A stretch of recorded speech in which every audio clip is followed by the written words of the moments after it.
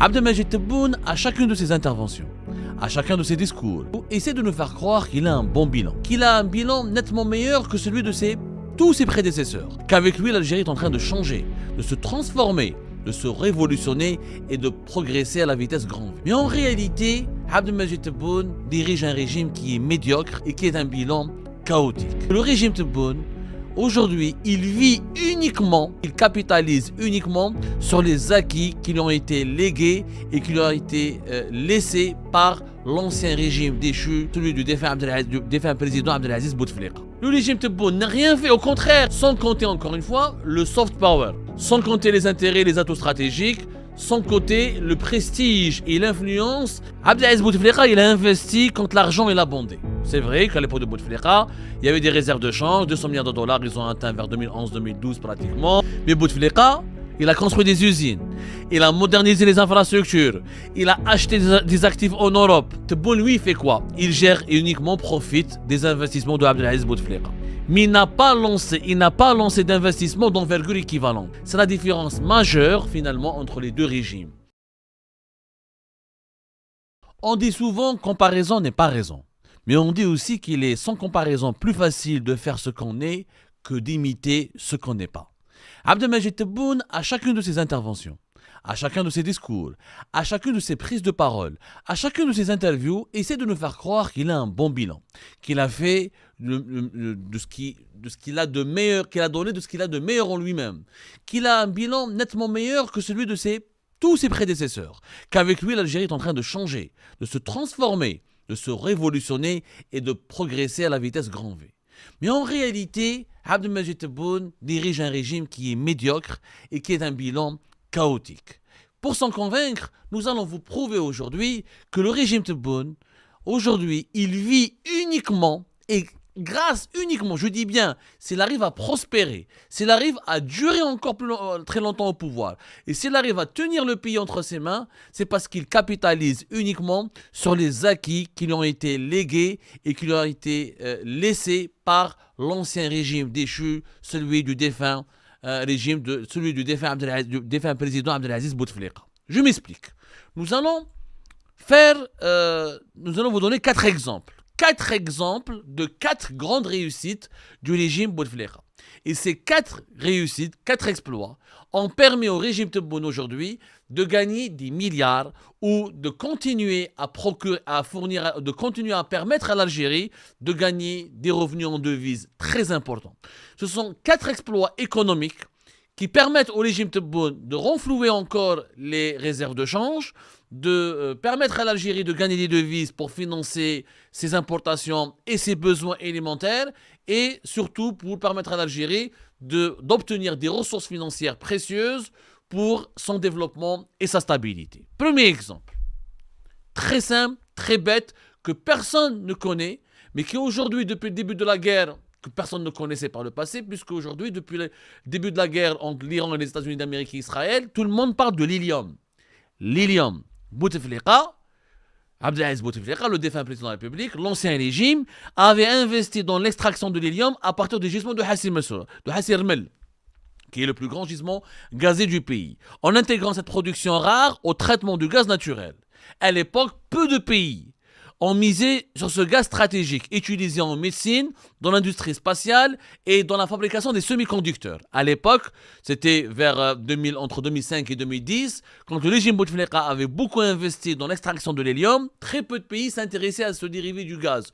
Et très peu de gens, ou très peu de pays, ou très peu d'industries pensaient qu'un jour l'hélium va devenir un gaz stratégique. Et pourtant, aujourd'hui, l'Algérie, elle détient 8,2 milliards de mètres cubes de réserves d'hélium. C'est le troisième place. L'Algérie, aujourd'hui, elle occupe la 3e place mondiale derrière les États-Unis d'Amérique. Et le Qatar, l'Algérie figure aussi parmi les principaux pays producteurs mondiaux, avec une capacité installée d'environ 50 millions de mètres cubes par an. Depuis la fermeture ou la réduction de la production du Qatar, de l'hélium au Qatar, l'Algérie a été propulsée dans le top 4 des principaux pays producteurs d'hélium et des principaux acteurs mondiaux dans ce marché de ce gaz stratégique qui est important pour la production des semi-conducteurs. Les semi-conducteurs, c'est tout ce qui est les composants des puces et des micro-puces pour les smartphones, pour les batteries électriques, pour un tas d'engins et de machins et d'équipements pour les serveurs utilisés pour liés à l'intelligence artificielle, tout ce qui est de progrès scientifique, technologique, tous les équipements à l'origine du progrès scientifique et technologique s'appuient sur l'utilisation des semi-conducteurs. L'hélium. Je vous invite vraiment à vous documenter sur l'hélium pour comprendre son importance aujourd'hui. Tout le monde en parle. Parce que l'un des principaux producteurs et principaux exportateurs, qui est le Qatar, avait, depuis que ces installations ont été impactées de façon grave, voire très préjudiciable, l'Algérie a été, tous les projecteurs se sont braqués sur l'Algérie. Et l'hélium, il est stratégique. Je dis bien, il est stratégique. C'est un gaz qui est stratégique et de plus en plus recherché. C'est le deuxième gaz élémentaire le plus léger après l'hydrogène. Et donc aujourd'hui, avec l'utilisation des semi-conducteurs ou dans l'industrie spatiale ou dans la médecine, l'hélium est très recherché. Tebboune n'a jamais identifié. Est-ce que Tebboune a identifié un gaz ou une source d'énergie stratégique ou un matériau stratégique dans lequel il a investi en prévision des mutations futures de l'économie mondiale? Tebboune parle du cuivre, du zinc, du fer, de ces matériaux et de ces minerais qui sont connus par l'humanité depuis 3 ou 4 siècles et qui ne représentent pas un intérêt stratégique pour l'avenir. Il y a des projets sur l'hydrogène sur lesquels travaille le régime Tebboune, mais qui sont encore une fois des projets hérités de l'époque de Bouteflika. L'hélium, premier acquis, premier exploit pour le régime de Bouteflika qui permet à l'Algérie de Tebboune de profiter d'une situation stratégique sur le plan économique et de se positionner parmi les top 4 des pays les plus importants pour la production et l'exportation de l'hélium. Les engrais. Des engrais, qu'on le veuille ou non, à l'époque de Bouteflika, il y a eu des investissements massifs qui ont permis de développer les complexes de production d'engrais azotés en Algérie via notamment Asmidal, filiale du groupe Sonatrach, et Fercial, qui était une société algéro-espagnole avant d'être rachetée depuis 2020 et 2021 par le groupe Asmidal de Sonatrach.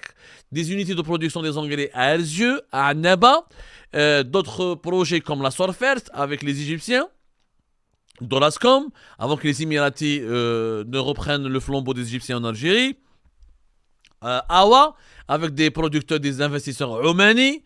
Les Bouteflika, à son époque, il a développé 3 grands projets dans la production des engrais en Algérie, avec Fercial, Awa et Sorfert.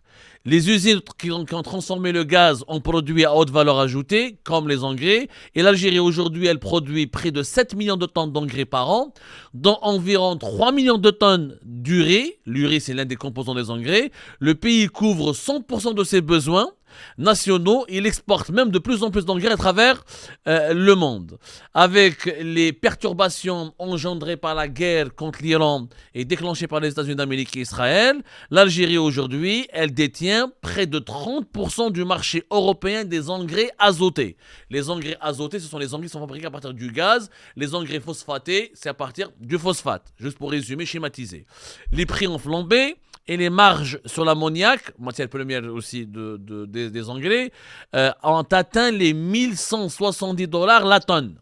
Les capacités industrielles de l'Algérie ont été créées avant 2019, à l'époque du régime de Bouteflika. Et aujourd'hui, le régime Tebboune profite tout simplement de cette conjoncture. Mais il n'a rien fait Tebboune pour les engrais. C'est Bouteflika qui a fait pour les engrais. Comme on dit, il faut rendre à César ce qui appartient à César. Le régime Tebboune n'a rien fait, au contraire, il a saboté Fercial, on l'a nationalisé, elle devait être rachetée par le groupe Ali Haddad et le TRHB, on a mis Ali Haddad en prison. Et Fercial s'est effondré, les Espagnols qui étaient partenaires, qui étaient les premiers investisseurs dans Fercial, ils ont pris la fuite. Aujourd'hui, Fercial est dans une situation catastrophique. Heureusement qu'on a la Sorfert et Awa. Et même la Sorfert, tu es les Émiratis, on essaie de la bousculer. Mais la prospérité de l'industrie des engrais en Algérie, elle a été bâtie par le régime Bouteflika. Qu'on le veuille ou non, il faut dire ces vérités-là. Le gaz et le GNL. Alors, Abdelaziz Bouteflika avait lancé la rénovation complète, je dis bien la rénovation complète, de toutes les usines de liquéfaction de gaz GNL à Skikda et Erzurum. Il a planifié le renforcement des exportations vers l'Europe. Il a également posé les bases d'un deuxième gazoduc via l'Italie, c'est en cours de discussion, qui est le projet Galzi. Mais malheureusement, il n'avait pas abouti. Le Medgaz, c'est Bouteflika qui l'a fait. Le Medgaz, qui l'a fait le Medgaz, qui est aujourd'hui l'un des plus importants gazoducs utilisés par le régime Tebboune. Après avoir fermé le gazoduc Maghreb-Europe. Le Maghreb-Europe et le Trans-Mediterranean Pipeline ont été créés bien avant l'arrivée de Bouteflika au pouvoir. Mais le Medgaz, il a été fait par le régime de Bouteflika. Ce gazoduc, il a été fait par le régime de Bouteflika. Il a commencé entre 2008 et 2011. Voilà, il a été mis en service le 1er mars 2011. Les travaux avaient commencé en 2008. C'est le régime Bouteflika. Aujourd'hui, si Tebboune réussit à exporter plus de l'équivalent de presque 10 milliards et demi de mètres cubes vers l'Espagne, c'est grâce à Bouteflika. C'est grâce au régime Bouteflika. Et ça, il faut le dire, il faut le reconnaître, et il faut dresser et établir ce constat, parce que c'est la vérité, ni plus ni moins. Les 2000 mètres de profondeur de ce gazoduc et la distance de 210 km entre Benissaf et Almeria en Espagne, c'est l'œuvre de Bouteflika. C'est l'œuvre du régime Bouteflika. حب من حب كما نقولوا بالعربي حب من حبه وشاء من شاء حبيته ولا كرهته نقول لكم بالجزائريه بالالجيري حبيته ولا كرهته le régime Bouteflika corrompu ماشي مليح خو سعيد c'était je sais pas moi le diable en personne, le pouvoir de l'ombre, des forces non constitutionnelles, mafia, عصابه, appelons-les comme on veut. هما بناو. Ils ont construit. Ou le régime Tebboune, la nouvelle Algérie qui parle, on a neutralisé la Issaba, on a moralisé la vie publique ou la vie politique, on a nettoyé le pays. De quoi vit Tebboune? Il vit des projets de Bouteflika. Il vit des projets de Bouteflika. Ni plus, ni moins. Il n'y a pas quelque chose, rien de nouveau n'a été fait par le régime Tebboune. Absolument rien de nouveau. Quand j'entends moi Abdelmajid Tebboune dire que voilà, c'est pas l'Aïsaba où nous avons nettoyé le pays, maintenant l'Algérie ça a changé, voilà, il fait Isdihar, nous sommes en train de progresser, nous sommes en train de se transformer. Mais sur quoi? Vous ramenez les résultats, vous avez bâti quoi? Vous avez construit quoi? Quels sont les projets que vous avez faits? Mais vous n'avez rien fait. Il faut dire la vérité, rien n'a été fait par l'époque Tebboune. Un autre exemple, on va plus parler du gaz et du GNL. La raffinerie d'Augusta. Je ne parle pas, alors pour le gaz, avant de terminer, je dois donner quand même quelques chiffres. L'Algérie aujourd'hui, elle fournit 32,8% du gaz importé par l'Italie en 2025. L'Algérie a repris sa position de premier fournisseur de gaz naturel à l'Espagne. L'Algérie est le premier fournisseur de GNL de la Turquie. Et l'un des premiers fournisseurs de GNL de la Grèce. Et depuis la guerre en Ukraine, l'Algérie s'est positionnée avec la Norvège comme les deux meilleures alternatives à la dépendance du gaz russe pour l'Union européenne. Grâce à qui? Grâce aux investissements du régime de Bouteflika dans le Medgaz et grâce aux investissements du régime de Bouteflika dans le renforcement et le développement du GNL. Qu'est-ce qui a été fait à l'époque de Tebboune avant de clôturer le chapitre du gaz? Rien. Tebboune, quand il est arrivé au pouvoir de 2020 à 2022 jusqu'à même 2023, il a bloqué tous les projets gaziers importants. Il a rajouté 4 milliards de mètres cubes supplémentaires aux Italiens en mettant en danger les protocoles d'entretien et de sécurité et de préservation, de maintien et de sécurité et d'entretien des gisements de gaz en Algérie. Il n'a rien importé. Même le gazoduc, le transaérien, c'est un vieux projet qui date d'avant l'époque Tebboune et le transaérien a été signé et acté et qu'il a été relancé à l'époque de Bouteflika. C'est une idée du régime de Bouteflika. C'est-à-dire qu'Abdelmajid Tebboune devrait au moins respecter les droits d'auteur et citer ses sources et avouer qu'il est en train de prospérer et de tenir le pays grâce à l'héritage du régime de Bouteflika. Quatrième et dernier exemple, la raffinerie d'Augusta. La meilleure affaire de l'Algérie, c'est la raffinerie d'Augusta. En 2018, sous Bouteflika, la Sonatrach avait racheté la raffinerie d'Augusta. En Sicile, la ExxonMobil, le géant américain, cette raffinerie traite 10 millions de tonnes de brut par an et produit des carburants de très haute qualité. Aujourd'hui, elle est stratégique pour le sud de l'Europe et elle répond même aux besoins de l'OTAN. Elle génère des centaines de millions de dollars de bénéfices annuels et permet à l'Algérie de vendre directement sur le marché européen des produits raffinés à forte valeur ajoutée et à forte marge commerciale. Cet achat audacieux, réalisé juste avant la chute des prix du pétrole, reste l'un des coups les plus intelligents de l'ère Bouteflika. Augusta, 10 millions de dollars de bénéfices pour Sonatrach. C'est un rayonnement économique et géopolitique important pour l'Algérie au cœur de la Méditerranée et dans le sud de l'Europe. C'est un positionnement stratégique de l'Algérie en Europe et dans le bassin méditerranéen. Augusta, à cause de laquelle l'ancien PDG de Sonatrach, Abdelmounoud Kaddour, a été incarcéré, emprisonné et humilié à l'aéroport international d'Alger quand elle avait été extradée depuis les Émirats. Au lieu de le remercier dans un pays qui se respecte, Abdelmounoud Kaddour, il devrait être remercié, encouragé. C'est un coup de génie.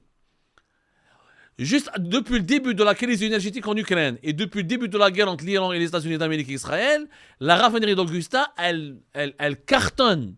Ce sont des milliards par an et des millions de bénéfices pour l'Algérie. Sans compter encore une fois le soft power. Sans compter les intérêts, les atouts stratégiques, sans compter le prestige et l'influence qu'un tel investissement, qu'une telle réussite confère à l'Algérie. Donc, quel est le fond du problème? Abdelaziz Bouteflika, il a investi quand l'argent est abondé. C'est vrai qu'à l'époque de Bouteflika, il y avait des réserves de change, 200 milliards de dollars, ils ont atteint vers 2011-2012 pratiquement. Quand l'Algérie s'était enrichie grâce à des pics pétroliers. Mais Bouteflika, il a construit des usines, il a modernisé les infrastructures, il a acheté des actifs en Europe. Tebboune, lui, il fait quoi? Il gère et uniquement profite des investissements de Abdelaziz Bouteflika. Dans un contexte géopolitique qui lui est favorable. Guerre en Ukraine, tension au Moyen-Orient, avec la guerre contre l'Iran. Mais il n'a pas lancé d'investissement d'envergure équivalente. Les plans de Sonatrach actuels restent majoritairement tournés vers l'extraction, par exemple, l'extraction du pétrole et du gaz brut, plutôt que vers des nouvelles valorisations industrielles. Bouteflika, il a pensé à long terme, il a positionné l'Algérie comme un acteur industriel, notamment dans le secteur pétrochimique et sur la scène énergétique mondiale. Tebboune, lui, il fait quoi? Il récolte les fruits des investissements de Bouteflika. Mais sans vision nouvelle, comparable, l'Algérie, malheureusement, avec Tebboune, elle reste dépendante des prix mondiaux, plutôt que de maîtriser parfaitement sa rente. C'est la différence majeure, finalement, entre les deux régimes. Un régime qui a travaillé, qui a investi, qui a construit l'Algérie, qui a offert à l'Algérie des infrastructures et des possibilités et des positionnements et des atouts stratégiques dans des secteurs clés. Et un autre régime qui, lui, ne travaille pas, il fait qu'insulter, que diffamer, que dénigrer, qu'emprisonner, que persécuter et que de profiter du travail qui a été fait par son prédécesseur. C'est la vérité. Ni plus ni moins. Et ben c'est la fin de cette vidéo les amis, je vous remercie comme d'habitude pour avoir suivi jusqu'à la fin. N'oubliez pas de nous laisser vos commentaires et vos réactions sur la vidéo et de vous abonner à la chaîne si vous n'êtes pas encore abonné. Et merci aussi pour vos commentaires et vos discussions très animées dans la section des commentaires. Donc vous n'oubliez jamais de décortiquer bien un sujet sur tous les points qui ont été abordés dans la vidéo et ça fait vraiment plaisir quand moi-même je ne fais pas de commentaires, je m'appuie sur vous pour que vous puissiez bien expliquer les choses et en faire des discussions civilisées et dans tout le respect possible. Donc voilà, merci beaucoup et à la prochaine dans une nouvelle vidéo. Au revoir.